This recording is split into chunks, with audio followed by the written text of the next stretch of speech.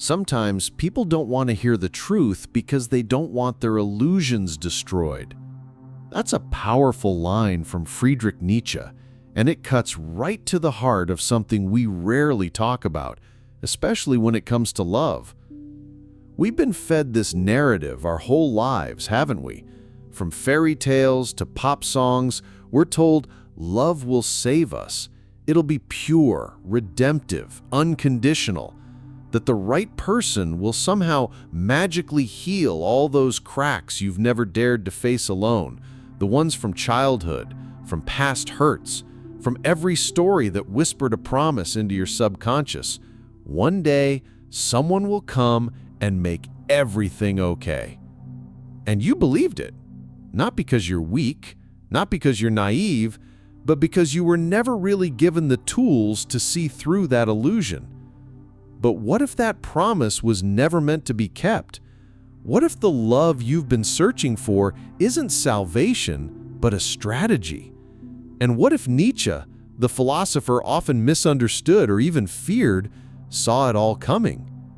Nietzsche didn't write fairy tales.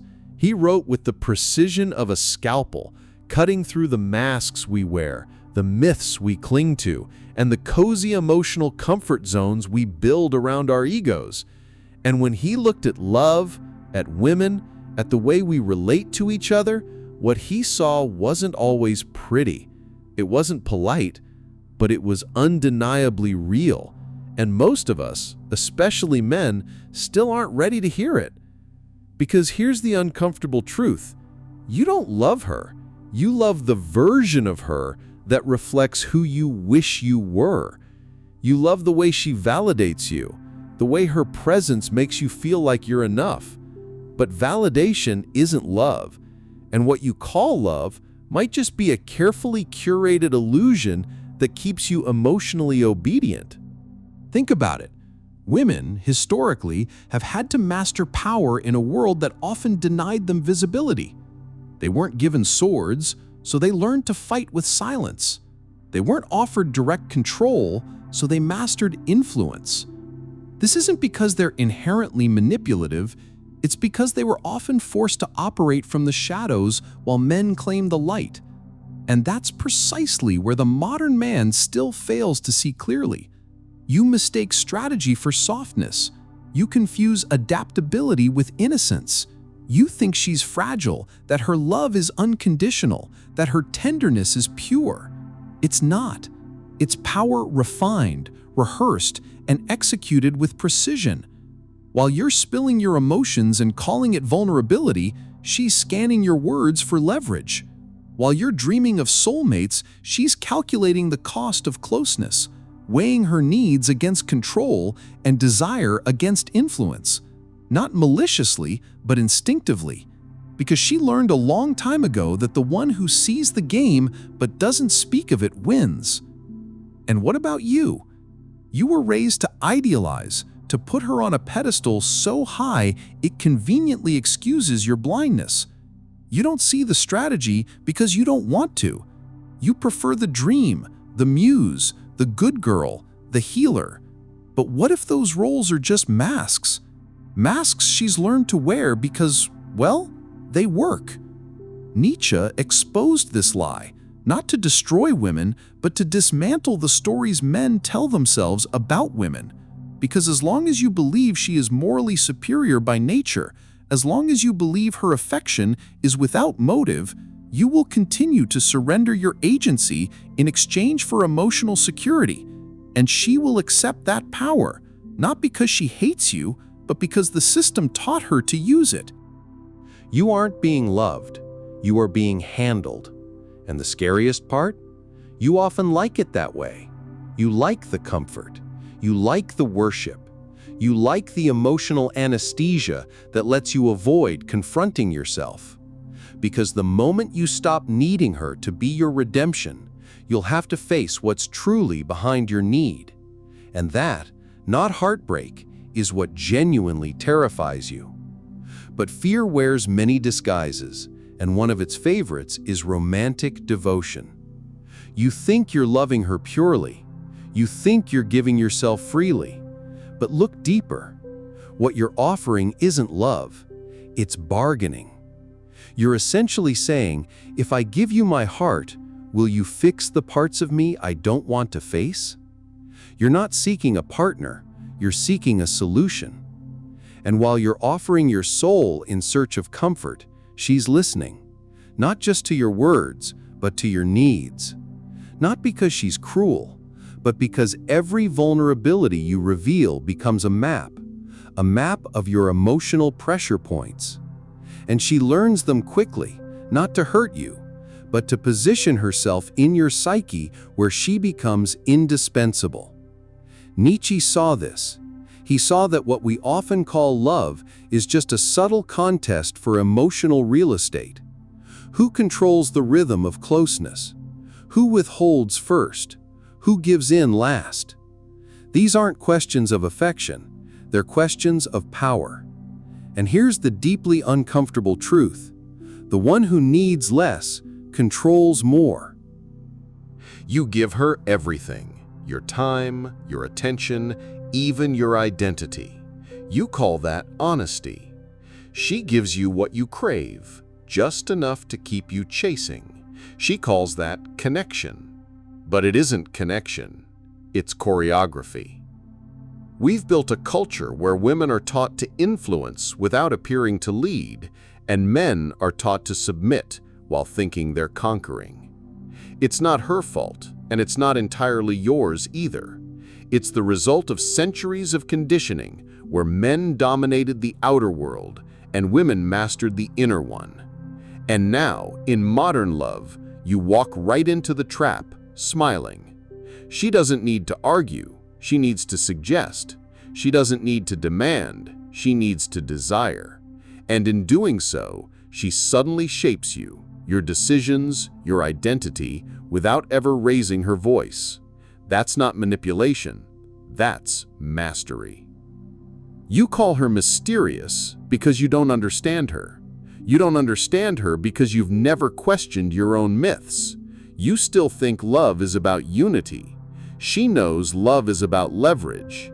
And when she pulls away, it haunts you, not just because she's gone, but because your reflection left with her. Nietzsche would say, you never loved her. You loved the way she made you feel about yourself.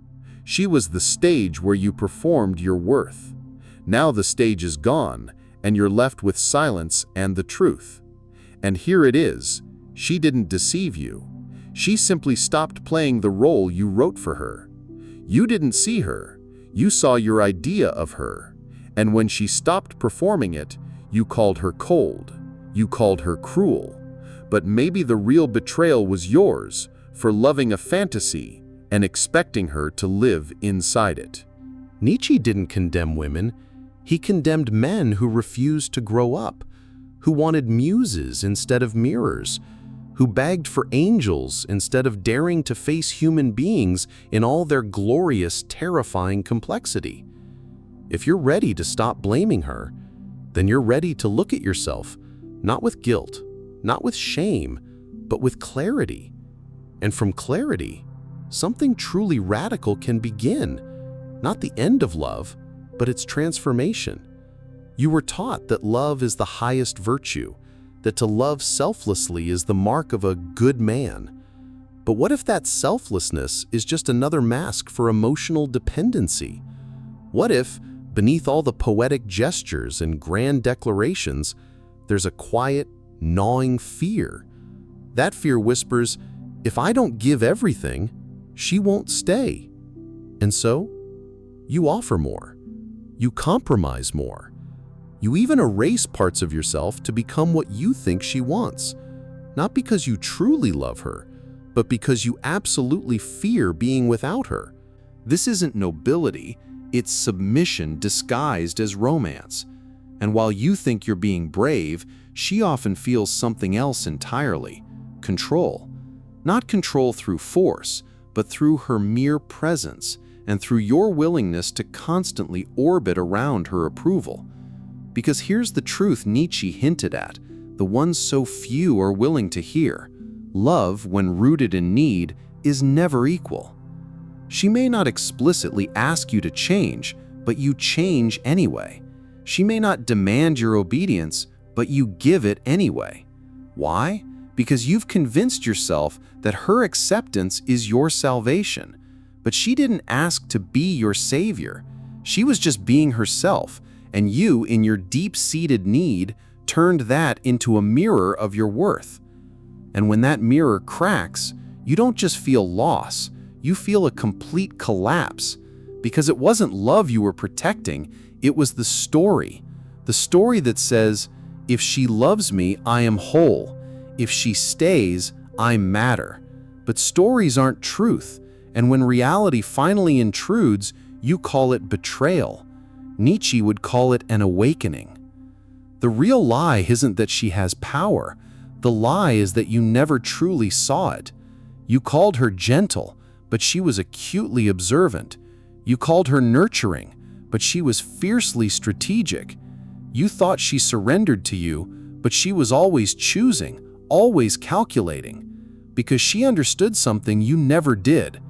The one who sees the dynamic clearly always holds the key. And now, finally, the illusion begins to crack. You start remembering moments when she smiled, but there was something behind that smile, something calculating. You recall how your smallest emotional shifts were anticipated and answered even before you voiced them.